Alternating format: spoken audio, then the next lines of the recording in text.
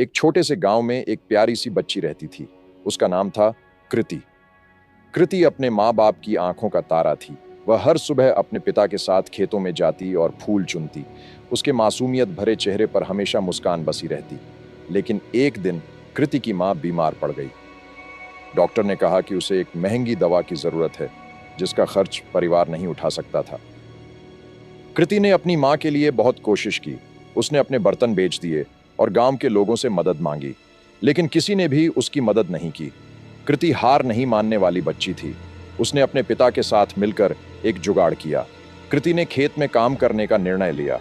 उसके छोटे छोटे हाथों में हल चलाना कठिन था, लेकिन उसने कोशिश की।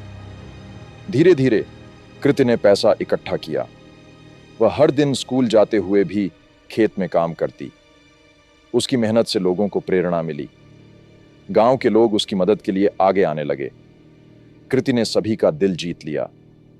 कई गांव वालों ने मदद की पेशकश की और अंततः कृति ने दवा खरीदने के लिए पैसे इकट्ठा कर लिए।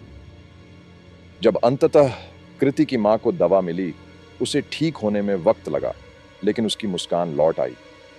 कृति ने अपनी मां को फिर से हंसते हुए देखकर आंसू बहाए। उसने अपनी मां से कहा, मैंने आपको कभी अकेला नहीं छोड़ा। यह सुनकर उसकी मां की आंखों में आंसू आए।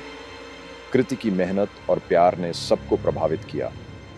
समय बीतता गया और कृति बड़ी हो गई। उसने कहा, मेहनत कभी बेकार नहीं जाती। वह अपनी मां से सीखे हुए पाठ को आगे बढ़ाते हुए गांव के बच्चों को शिक्षा देने लगी। उसकी आत्मत्याग और संघर्ष की कहानी धीरे धीरे पूरे गांव में फैल गई। कृति ने न केवल अपनी मां को बचाया, बल्कि गांव के बच्चों के लिए एक नई उम्मीद की किरण भी बन गई।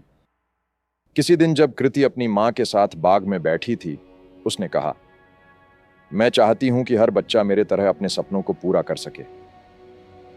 उसकी आंखों में आंसू थे, शायद खुशी के, क्योंकि उसने देखा कि प्यार और मेहनत से हर मुश्किल का सामना किया जा सकता है।